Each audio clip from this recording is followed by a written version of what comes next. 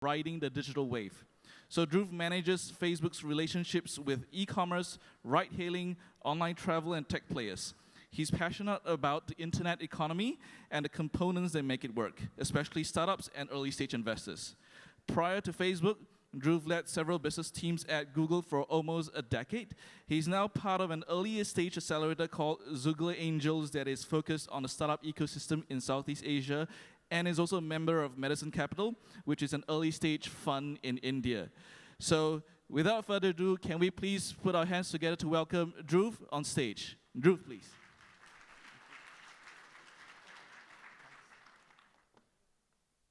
All right, ladies and gentlemen, I'm very excited to be here. Thanks for having me. When I was briefed about this speech, I realized that a lot of you are from across APAC and not just one region. And then I was conscious of the fact that it's very difficult to do justice to the nuances of APAC and the diversity within APAC in 20 minutes. So what I'm going to do today, with your permission, is use a couple of lenses to decode the digital economy for you. The first lens is going to be that of Southeast Asia. The reason I picked Southeast Asia is because it's a unique area which has got two simultaneous trends. One, new internet users and new digital consumers are coming online every day. But there is already a significant proportion of the population, almost 300 million people, who already consume online. So it's a very interesting debate between new acquisition, a first-time buyer-based strategy, versus an ARPU, average revenue per user, and growth strategy based on profitability. We tend to see both these things in Southeast Asia simultaneously, and which is why we worked with Bain recently to try and figure out what the right strategy and ratio should be of these two nuances. The second lens that I will use is of consumers in this region who are very open to discovery and the impact that they have on three types of businesses. The first type is large marketplaces. Think of Amazon, Lazada, Shopee. The second are these niche, smaller, disruptive brands, which I absolutely love, that are primarily D2C and innovating in a beautiful, specific area. A lot of examples are out there in the exhibition. The third are large, established brands. So think of IKEA, Adidas, Nike, and what they would have to do to ride this digital wave. My hope is that by sharing examples of these three kind of entities, you'd be able to get a sense of how you as startups and entrepreneurs and early-stage investors can actually influence their business model in making them successful. So I'll jump right in and start with the slide that we always start with, which is the number of internet users in Southeast Asia. Of course, we're seeing this grow, but what's changed most recently is the quality of the internet users. So the digital device penetration, of course, is high. We feel that people own a smartphone, almost all of them do, and soon they'll own more than one such smart device. Electronic payments is another clue. We think it'll be $30 billion worth by 2022. There are almost 300 million people on Facebook, WhatsApp, and Instagram every day. Not every month, every day in this region, which makes this the largest, fastest growing region for Facebook, Instagram, and WhatsApp. Now, it's not just enough connecting to the internet, you also have to consume something on the internet. So what we tried to do was figure out how many people have used the screen to make a payment or transact online. This was 90 million in 2015. This is when I just moved to Southeast Asia, and we thought, wow, this is a massive number. It rose to 250 million in 2018, and we think this will be 310 million very soon. And this is a huge amount of people who are willing to transact online. Now, it's not necessary that they transact in every possible sector or vertical, but it still is an opportunity for you to influence them in making sure that if they transact in one, they could transact in another. If I just move on from here, the other nuance of Southeast Asia is that this is not just happening in one country. I know that 50% of VC funds flow into Indonesia, but if you think about it, the growth from 2017 to now 2018 has happened across the board. And if I just sum up the adult population of digital consumers in Vietnam, Philippines, and Thailand, it actually exceeds the number of people in Indonesia. So the story here is not just of one country, but of Southeast Asia as a region, like a multicultural, a multi-country region, which makes it very exciting if you're a startup in this region. Yet, this opportunity, as you know, is untapped. Only 3% of all retail in Southeast Asia is conducted online. This is the same number as India, but it's 23% in China.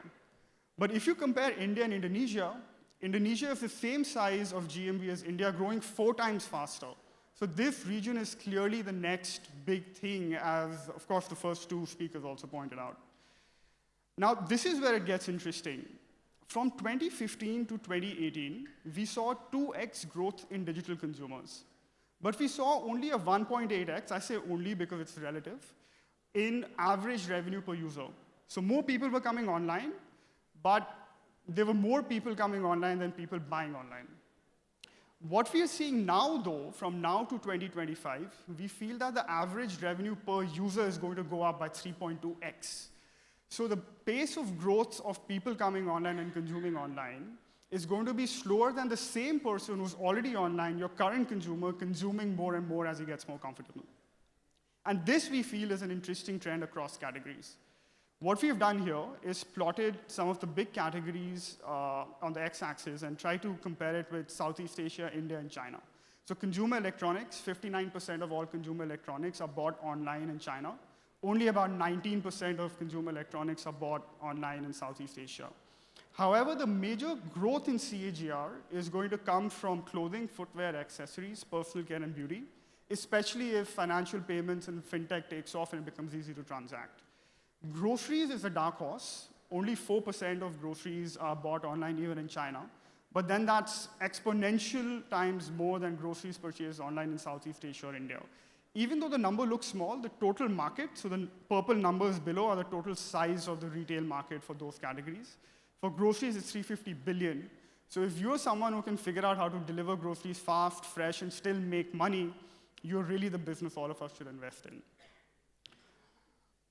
Just quickly moving on. So who are these people, digital consumers in this region that are making all of this happen? And this is quite different from anywhere else in the world.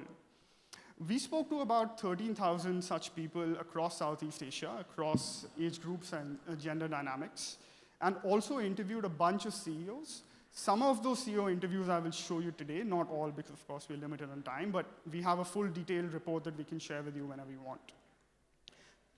Let's quickly hear from a few of them and what the general underlying trend is. Welcome to a place where there's no such thing as your average consumer. Consumers are savvy. Digital has allowed them to be much more knowledgeable. They want a certain sense of belonging, they want a certain sense of community, right? And they want that meaning. And they're starting to think of that, right? They're starting to expect that. A lot of people are now, for this year and next year, will be buying their first purchase online ever. Where people don't shop the same way, browse the same way, pay the same way. Get to know Southeast Asia's discovery generation. It all started with discovery. It all started with engagement. It's about speed, selection, and personalization. The shopping behavior has changed from the past, from just browsing and knowing exactly what they want and just get out of the platforms, to one where similar to the way people go to malls. Instead of just looking for a specific product, they get millions of inspirations from people, from our merchants and our platform. The advent of social media has created an industry and an environment where the consumer has unprecedented access when it comes to discovery of products.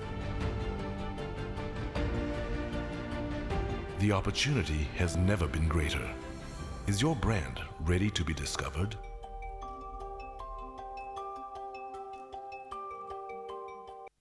So why do we think this is different? It sounds like, there could be a discovery generation everywhere else in the world as well. But the fact of the matter is that in this specific region, these people that are online, if I were just to sum it up, really just are open to discovery and doing different things. They're just waiting to hear from you so they can change their regular path to purchase or change their behavioral trends, move from cash to digital payments to fintech. Especially in this region, people are very open to this change, and we found that 67% of the shoppers don't know what they want to buy when they shop online, but are willing to shop. So if I give you an example, there are about 30 million people who have ever bought something on a marketplace in Indonesia. There are about 50 million people who have ever transacted in Indonesia. There are 71 million people on YouTube. There are 150 million people on Facebook. There are 170 million people online, and then there are 250 million people. So this journey that they're taking from purchasing something to purchasing everything to then purchasing for the first time is pretty unique in this region, and it's growing fast as they get richer and the per capita income grows. 50% of consumers are learning about new products and brands via discovery platforms. Most of them are willing to buy new brands. Almost 40% of them bought a product on a website they had never heard about in the last year. So that's a pretty big opportunity, because if you're a new niche player and you're doing something special, they're pretty willing, 40% of them are willing to give you a chance. Also, we love at Facebook doing like path to purchase studies, but it really doesn't matter in this region, because 86% compare products both online and offline. So there is literally a true omni-channel behavior here. You just can't focus on one. Almost 33 check physical stores before making a purchase, and it could also be reverse ROPO, which is actually research online, purchase offline, but actually research offline, purchase online. That's also happening in this region. And no one shops the same way twice. They are so open to changing their behaviors that if they're buying personal care and beauty, they might want a good assortment. If they're buying electronics, they might want reviews. If they're buying clothing, they might want a seamless experience. So if you're able to solve any of these pain points for them, they're very happy to give you a chance and experiment with what you want to do. We have actually categorized shoppers in this region into 11 buckets. Cannot share all of them with you right now, but I do want to bust 2 myths. One, value hunters, or people who care about discounts, are a significant portion, but not that big. So discounts and value hunting is good to bring people online, but like I said, there are a lot of people online already who are willing to purchase more. For example, in Vietnam, only 18% of the people actually are value hunters. They're actually willing to pay more if they find a good product. They don't need to wait for a discount or a mega sales day. Also, Southeast Asia is a truly democratic internet place. So a person in Indonesia in the same age group with the same affluence is exactly the same as the person in Malaysia, is exactly the same as the person in Singapore. And this applies to both Tier 1 and Tier 2 cities. So for most of our 50-odd survey questions, we did not see a major difference between how people in Tier 1 and Tier 2 cities behave. We do think the business models can be different, but consumers have the same aspirations as long as they fall into a particular per capita income bracket. Let's hear from one such player who's modifying their strategy. Our focus has always been not to focus on the big cities alone. Sendo is very big in the big cities, but we're also very, very big in the Tier 2, Tier 3 cities, where a lot of people are now, for this year and next year, will be buying their first purchase online ever. So the bulk of our growth coming from new buyers, the first-time buyers, coming online and buy things on Sendo.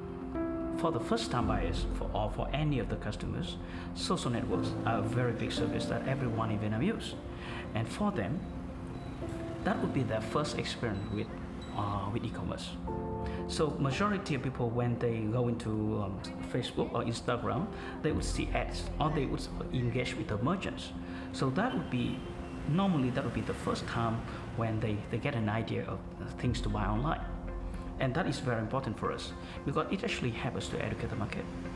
Majority of our merchants who do a few hundreds to a few thousands orders a day, then you realize, okay, logistics need to be handled differently. Payment needs to be handled differently. Product management, customer service, a lot of things need to be managed differently. And that is when they would move from just a website or just a social network page into a fully professional online platform for e-commerce.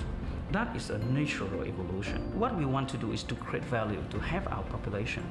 And the way we do that is to bring them things that they cannot buy locally.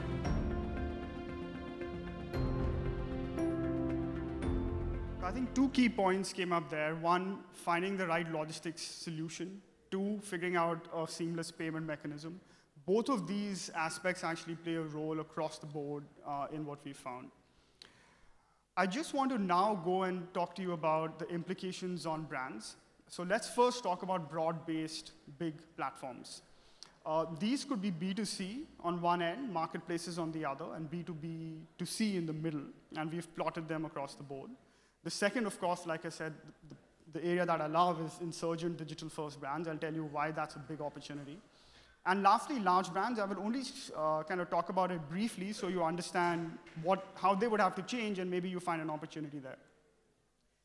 On broad-based platforms, we feel that they're in a flux. Honestly, they're growing and the GMV is growing significantly, but we don't see any loyalty on any one of these platforms. On an average, people look at 3.8 to 4 websites, which is quite a lot. So it's not like a person really prefers Lazada over Shopee. They essentially think all of these platforms are similar. Also interesting is the difference between the first platform and the second platform in China and the US, when we talk of gross mercantile value. So the difference between the first and the second player is like 6x or 4x. That means someone's really cracked it in those regions, and then everybody else is following. Over here, there is no such difference between the first and second player, which means it's actually an opportunity for all. We do think that there should be one leader and 2 leaders and then a few followers, but we are far away from that in Southeast Asia. Also, because there's no loyalty, we've kind of seen that the net promoter score across the board for the first player and the second player is quite low. And loyalty is a massively important thing to most of these players, simply because promoters spend 3x more across categories, whether it's electronics or household products, clothing, personal care, beauty. And we are seeing a lot of startups who are helping or coming up with ideas and business models that help these large marketplaces crack loyalty, whether via delivery at a faster pace, whether by increasing cybersecurity and personal information, or by being intelligent and using AI to figure out what assortments of products to show who at what time. All of these things really matter in driving loyalty. And we feel that it's a big opportunity for startups to kind of play a role in. The top 5 reasons: doubt in product quality, lack of information, return process, delivery, unable to find products that I want. So across the board, people are trying to do things, but we haven't been able to crack it. And anyone who can help create stickiness is going to eventually create promoters, loyalty, and hence drive GMV. Insurgent digital-first brands are a category that we feel is going to take off, and these brands are standing out with unique offerings across niche categories. They're a different approach to capturing the hearts of today's shoppers, and we feel that they peg themselves on one of these 5 kind of nuances. The first is a founder story. So it's an inspiration founder story. They started from somewhere and now they're somewhere, and people actually really care about that founder, and that's the first time they start interacting with that brand. The second is a unique and personalized experience, affordable luxury, influencer-driven, or a purpose or conscious-driven business. So no matter what your startup is, it's very important to have a mission that kind of inspires people in one of these areas. And here are some examples of people who have done it well. Style Theory, for example, is an environmentally friendly company that's trying to kind of lease wardrobe, an indefinite wardrobe to you in a month. There is, of course, Organic Seeds, which are using influencer-driven strategies to spread awareness. And there are a bunch of these examples, and there's Love Bonito too. This is a slide from the US. 30% of all e-commerce GMV in the US comes from such niche brands. This is only about 6 or 7% in Southeast Asia. And these come across unique categories, such as tea, coffee, snack bars, ice cream, and you can just men's grooming. So we do feel there is a role to play for such niche D2C brands in Southeast Asia. This hasn't taken off yet, but we're very excited about the prospect of this taking off. I'm just going to try to skip this video if I can and talk to you quickly about large brands. Now, large brands, if you're a Unilever or a P&G or an IKEA or someone who's already established, have to rethink how to ride this digital wave. And the way you do it is by thinking and reimagining your brand discovery, your go-to-market strategy, redefine your partnerships, and redefine your organizational model. Also, your ability to be able to use data faster, quicker, payments faster, quicker, all come into being. And people are trying to solve this. They literally have massive teams within their organizations trying to figure this out. I feel a lot of startups in this space, specific space, can actually help them ramp up faster.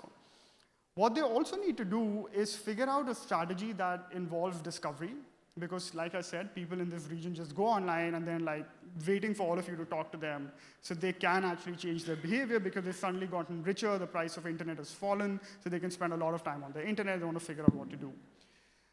They need to figure out the pricing and assortment of their products, what's available online, what's available offline, what's available on a partner online store, what's available on a partner offline store. They have to figure out their content, rating, and reviews.